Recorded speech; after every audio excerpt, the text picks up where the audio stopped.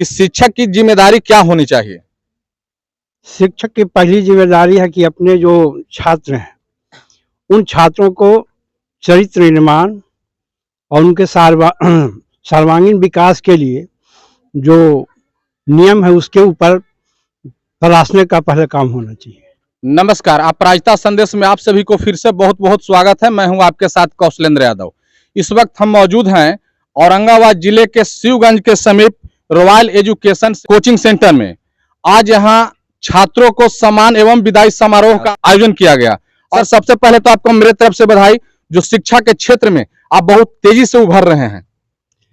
सबसे पहले तो मैं आपको धन्यवाद करना चाहता हूं कि औरंगाबाद से आकर मेरे कोचिंग में आकर इसको गौरवान्वित किए हैं।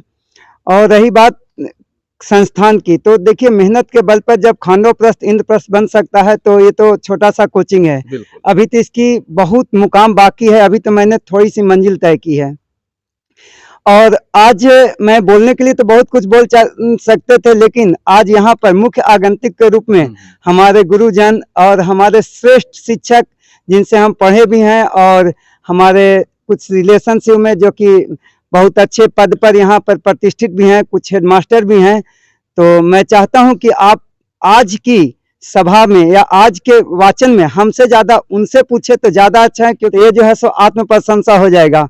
और कोई भी व्यक्ति श्रेष्ठ तब होता है जब वो आत्म प्रशंसा नहीं, समाज उसकी प्रशंसा करे। बिल्कुल सर, आपसे लेकिन फिर भी मेरा एक सवाल होगा, शिक्षा की सबसे महत्वपूर्ण विशेषता क्या है?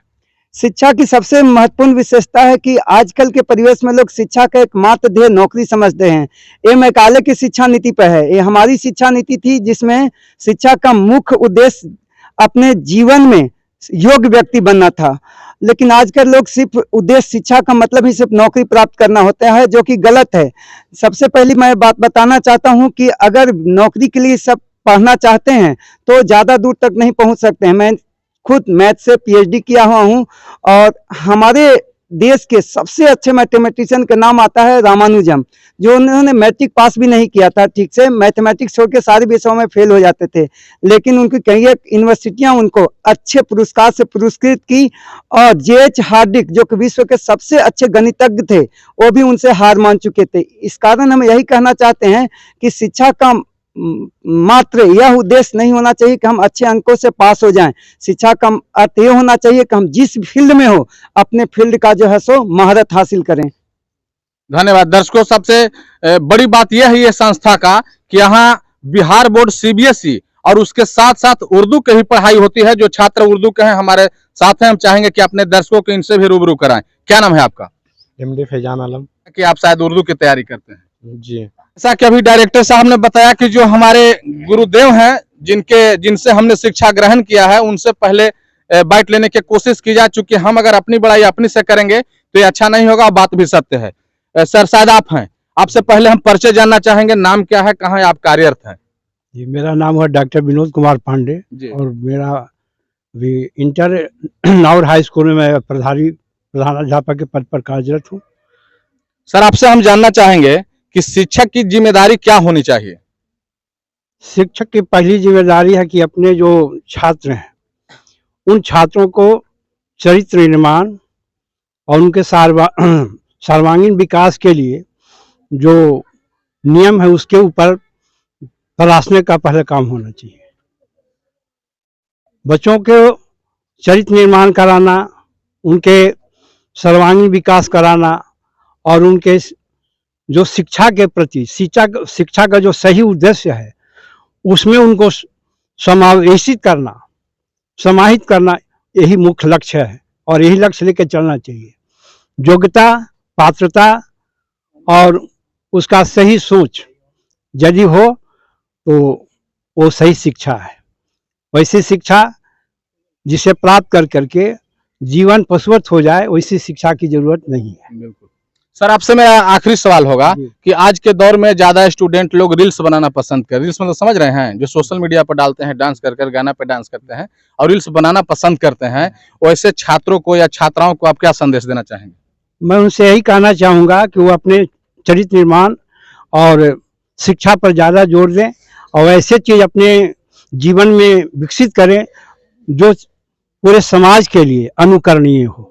पिपरौरा पंचायत के सरपंच साहब हैं, पिपरौरा के हैं, इनसे भी हम बात करेंगे और जानने की कोशिश करेंगे कि जिस स्कूल या कॉलेज में या कोचिंग संस्थान में जाति का भेदभाव होता है उस पर इनकी क्या राय है। सर आपसे मेरा सवाल इसलिए है कि आप एक जनप्रतिनिधि हैं, आप सब हर जमात को लेकर चलने वाले हैं, लेकिन जो स्कूल हो या कॉलेज हो या कोचिंग संस्थान हो जहां छात्रों के साथ जाति को लेकर भेदभाव किए जाते हैं, उन शिक्षकों के लिए आपका क्या संदेश है।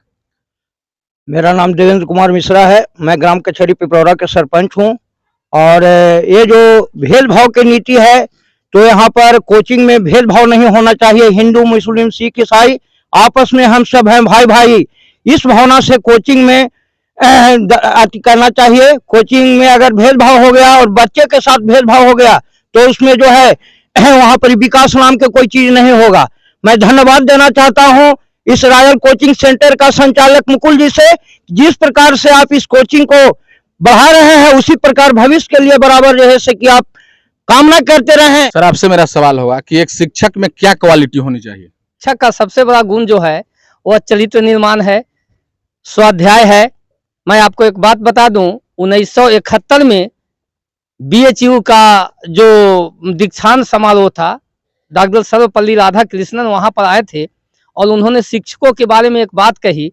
उन्होंने कहा था कि प्रोफेसर वे है जो न अपने पढ़ता है न जो बच्चे को पढ़ाता है उसको प्रोफेसर कहते हैं, और लेक्चर वह है जो केवल अपने पढ़ता नहीं है और बच्चों को लेक्चर देता है उसको लेक्चर कहते हैं। लेकिन असली शिक्षक वही है जो अपने भी पढ़ता हो और बच्चे को पढ़ाता हो, वही सबसे अच्छा शिक्षक हो। तो शिक्षा के लिए अपने स्वाध्याय भी और चरित्र निर्माण पर बल होना चाहिए, वो अच्छे शिक्षक होते हैं। कोचिंग संस्थान के संचालक जो हैं उनके लिए आप क्या कहना चाहेंगे। सबसे पहले आपको धन्यवाद देना चाहता हूं और साथ साथ मुकुल सर जी जो इतने छोटा इलाका में इतने बड़े कोचिंग का इन्होंने निर्माण किया है और अपने PhD करके और बच्चों को पढ़ाने का जो काम कर रहे हैं, मैं इनके लिए बहुत बहुत धन्यवाद देते हैं और स्वागत करते हैं। अपना परिचय हम चाहेंगे कि आप दे दें। मेरा नाम साकेत कुमार मिश्रा है। समाज की सेवा और चिकित्सा क्षेत्र से हम जुड़े हुए हैं और जो हमारे निर्देशक हैं इस संस्थान के राजीव रंजन कुमार मुकुल जी, उन्हीं के हम ग्रामीण हैं और यहाँ हमारा बच्चा भी पढ़ता है, हम एक अभिभावक भी हैं। धन्यवाद के पात्र हैं इस संस्थान के सभी शिक्षक निर्देशक कि निम्न आर्थिक वर्ग के बच्चे इतना गुणवत्तापूर्ण शिक्षा यहाँ प्राप्त कर रहे हैं जो कि हर जगह संभव नहीं है। जहाँ ज्यादा पैसे खर्च करके बड़े बड़े संस्थानों में जिस स्तर की शिक्षा दी जाती है उससे बेहतर शिक्षा यहाँ कम पैसे में, कारण कि यहाँ ग्रामीण का इलाका है, आर्थिक स्थिति सभी अभिभावकों को बहुत संपन्नता नहीं है, उसके बावजूद भी थोड़े आर्थिक आमदनी वाले जो भी अभिभावक हैं अपने बच्चे को इतना गुणवत्तापूर्ण शिक्षा प्राप्त करने के लिए संस्थान यहाँ उपलब्ध है, यह धन्यवाद के पात्र हैं। और हमारी शुभकामना है कि इसी तरह से यह संस्थान प्रगति करता रहे और यहाँ के बच्चे जो आर्थिक रूप से कमजोर हैं वो उन्नति के ओर आगे बढ़ते रहे। बात करना चाहेंगे विनय सर से, जो हमारे खबर को देखकर इन्होंने मुझे धन्यवाद दिया था और हमेशा खासकर शिक्षा के प्रति, छात्र हो छात्रा हो या फिर अभिभावक हो, उन लोगों के हमेशा जागरूक करने की कोशिश करते हैं। आपसे हम जानना चाहें कि जिस जगह पे हम लोग की मौजूदगी है और जिस तरह से आज कोचिंग के माध्यम से लोगों को या छात्रों को कह लीजिए सम्मानित किया गया, सम्मान समारोह का आयोजन किया गया, उसके लेकर आप शिक्षकों को क्या कहना चाहेंगे। सबसे पहले तो मैं इस इंस्टीट्यूट के डायरेक्टर जो हैं राजीव जी, उनको बधाई देना चाहेंगे कि उन्होंने इस सुदूर इलाके में और गरीब तबके के बच्चों को शिक्षा देने का काम किया। साथ ही जितने बच्चे हैं और जितने अभिभावक हैं उनसे भी मैं आग्रह करना चाहूँगा कि केवल अपने बच्चे को विद्यालय में भेज देने से काम नहीं चलेगा। दूसरे के बच्चे भी अगर यदि बाहर खेत खलिहान में खेल रहे हैं तो उन्हें भी उत्प्रेरित करें कि वो बच्चा भी विद्यालय जाए। क्योंकि मैं करीब 9-10 वर्षों से इस क्षेत्र में काम कर रहा हूँ। अभी मैं साक्षरता का KRP हूँ और अभी शिक्षा सेवकों द्वारा मिल करके जो विद्यालय में ड्रॉप आउट बच्चे हैं जिन्होंने नामांकन करवाया और विद्यालय नहीं जा रहे हैं, उनके अभिभावक से मिल करके और ड्रॉप आउट बच्चों को विद्यालय भेजने का मैं काम कर रहा हूं, और अपने सभी शिक्षा सेवा की संस्थाओं के साथ। तो मैं चाहूंगा कि बच्चे भी इस पर अमल करें और अभिभावक भी इस पर ध्यान दें। दर्शकों, हम बात करना चाहेंगे एक छात्रा है जिनका नाम पल्लवी है। पल्लवी, आपसे हम जानना चाहेंगे कि विद्यार्थी का व्यवहार कैसा होना चाहिए। सबसे पहले तो मैं आपको धन्यवाद देना चाहती हूँ। आप इतना कीमती समय हम लोग के बीच दिए, इसलिए धन्यवाद। बच्चों के व्यवहार, संस्कृति सब सलटता रहना चाहिए, और डिसिप्लिन और संस्कार। सबसे पहले तो मैं डिसिप्लिन, बोला जाता है कि बिना डिसिप्लिन के पत्ते भी नहीं हिलते हैं, जो कि वो निर्जीव हैं। हम लोग तो सजीव हैं, तो हम लोग सब मना करते हैं डिसिप्लिन में रहो, फिर भी हम लोग नहीं रह पाते हैं। हम लोग सजीव होकर भी नहीं रह पाते हैं। इसी चलते सबसे पहले डिसिप्लिन ही सबसे ज़रूरी है स्टूडेंट के लिए। सर, आपके क्षेत्र में जिस तरह से अभी शिक्षा का लौ जल रहा है, इसको लेकर आप कैसा महसूस कर रहे हैं?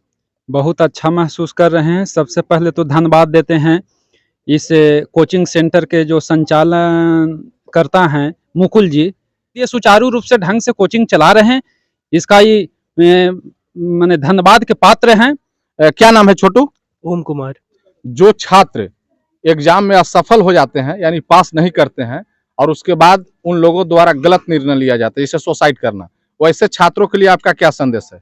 जी, ऐसे आजकल में हमारे सामने काफ़ी तरह के केस आते रहते हैं कि काफ़ी सारे बच्चे गलत कदम उठा लिए हैं फेल होने की वजह से।